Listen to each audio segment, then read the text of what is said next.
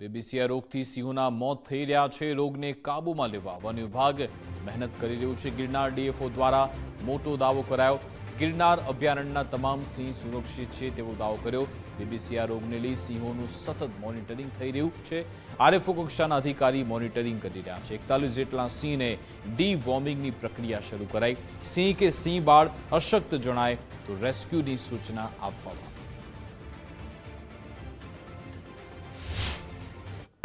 હજી સુધી કોઈ પણ સિંહ અથવા સિંહ બાળમાં એવા કોઈ લક્ષણો જોવામાં નથી મળ્યા અને સાવચેતીના ભાગરૂપે કુલ 41 સિંહ અને સિંહ બાળને ડી-ટિકિંગ તથા ડી-વોર્મિંગની પ્રક્રિયા છેલ્લા એક અઠવાડિયામાં હાથ ધરવામાં આવી ગઈ છે અને સાવચેતીના ભાગરૂપે દરરોજ ટ્રેકર, ગાર્ડ, સ્ટાફ જો અમારા ફોરેસ્ટર આરએફઓ છે આને સતત સિંહ અને સિંહ બાળની મોનિટરિંગનું સૂચન કરવામાં આવ્યું છે અને અગર એવા કોઈ લક્ષણો જોવા મળે તો તાત્કાલિક આનો રેસ્ક્યુ કરીને સારવાર કરવાનો પણ માર્ગદર્શિકા આપવામાં આવી છે।